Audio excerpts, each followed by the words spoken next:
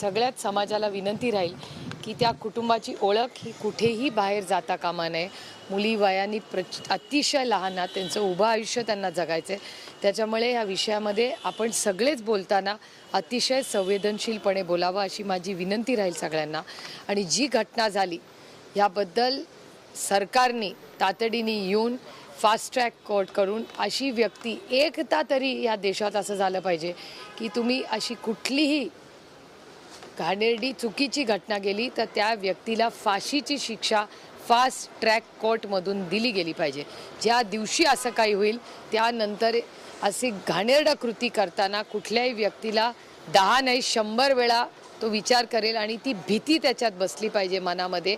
कारण का आज वर्दीची भीतीच राहिली नाही असं चित्र दिसतंय. आज पुण्यामध्ये तुम्ही बघा, क्राईम पुण्यात आणि महाराष्ट्रात किती वाढलेला आहे. कोयता गँग, किती वेळा ती कोयता गँग सारखी गाड्या फोडं घर फोडं करत असते, थांबत कसं नाही. याचा अर्थ वर्दीची भीती ही कुणाला राहिलीच नाही. आणि पोर्शची जी केस पुण्यामध्ये झाली त्या पोर्शच्या केसपासून सॅम्पल्स बदलायचे, लोक पळून जातात, ह्या गोष्टी घडल्यापासून वर्दीची भीती, ज्या महाराष्ट्राच्या पोलिसांचा मान सन्मान हा लहानपणापासून मी एक आदर्श म्हणून पाहिलेला आहे.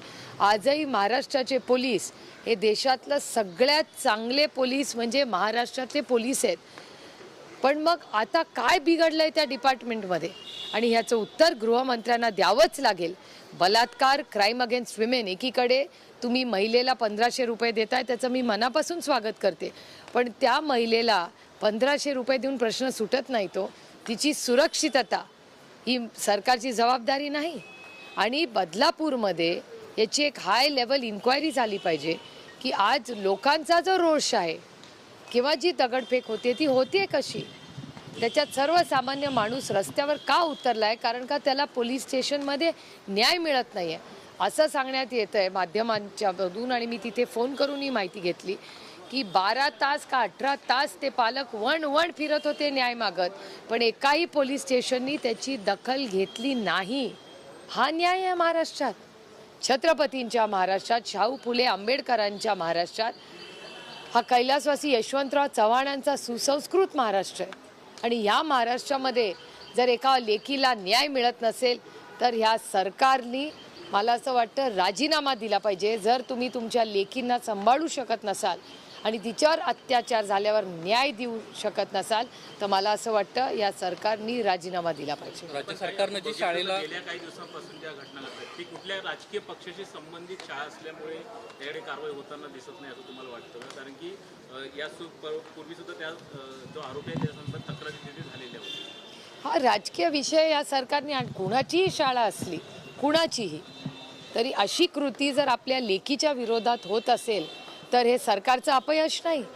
आणि ही जर शाळा असा नियम कायदा जर महाराष्ट्र सरकारने लावला असेल तर मला असं वाटतं सरकारचा आपण जाहीर निषेध केला पाहिजे. आणि अशा या सगळ्या सरकारमध्ये ज्यांनी कोणी निर्णय घेतला त्याच्या सगळ्यांचे पहिले राजीनामे सरकारने घेतले पाहिजेत. माझी मुख्यमंत्र्यांना विनंती आहे की आपण राज्याचे मुख्यमंत्री आहात, लेकींसाठी 1500 रुपयाचा कार्यक्रम, बहिणींच्या सुरक्षिततेसाठी तुम्ही 1500 रुपये देताय, मग ही घटना झालीच कशी आपल्या राज्यामध्ये? आणि झाली तर झाली, तुम्ही कुणाला प्रोटेक्ट करताय?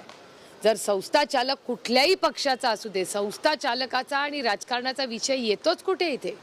राज्य सरकारने जी खुलासा गायब झालेला आहे आणि त्यातच भयावह परिस्थिती महिला अत्याचाराच्या संदर्भात आहे. सरकार असंवेदनशील आहे? नाही, मी आज सकाळीही माध्यमांशी बोलताना हे बोललेले आहे की हे सरकार फक्त लोकसभेच्या शॉक नंतर, लोकसभेच्या आधी यांना खरंच बहिणी आठवल्या नाहीत. बहिणी कधी आठवल्या?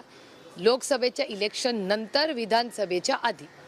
आणि त्यानंतर जे सगळा हा जो डेटा हा केंद्र सरकारचा डेटा आहे, महाराष्ट्राचा आणि केंद्र सरकार एकाच विचाराचं आहे. पण क्राईम अगेन्स्ट विमेन म्हणजे महिलांच्या बरोबर होणारे गैरव्यवहार असतील किंवा अत्याचार असतील हे महाराष्ट्रात वाढत आहेत, कुठेही कमी होताना किंवा थांबताना दिसत नाही.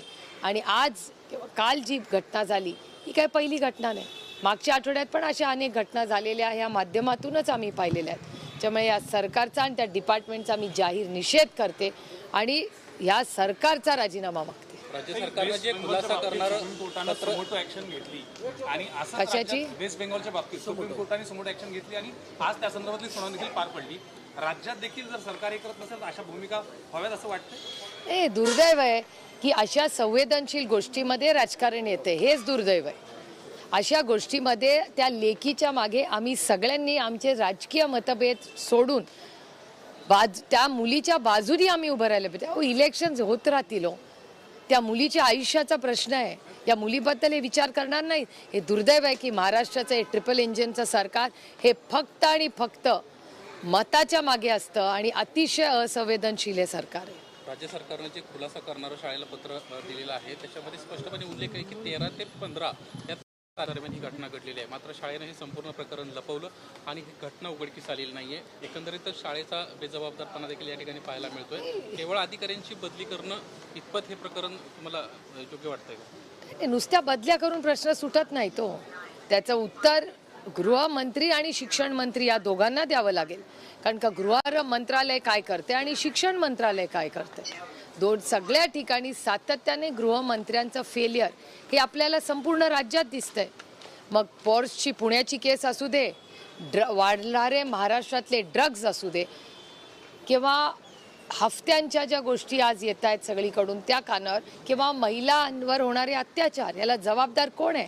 तर गृहमंत्र्यांनी याचं उत्तर दिलं पाहिजे. मी अपेक्षा करते की गृहमंत्र्यांनी, अजून मी तरी गृहमंत्र्यांचं स्टेटमेंट नाही पाहिलेलं, माननीय मुख्यमंत्र्यांनी स्टेटमेंट केलं, पण या राज्याचे गृहमंत्री आहेत कुठे? मग हे गृहमंत्र्यांनी ह्याचं उत्तर दिलं पाहिजे, किंवा मग महाराष्ट्राच्या माननीय मुख्यमंत्र्यांनी गृहमंत्री आणि शिक्षण मंत्री या दोघांचाही राजीनामा घेतला पाहिजे.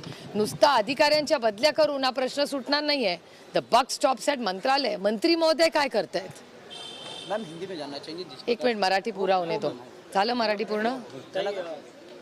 वेगळा विषय ताई, काल रक्षाबंधनाचा दिवस होता.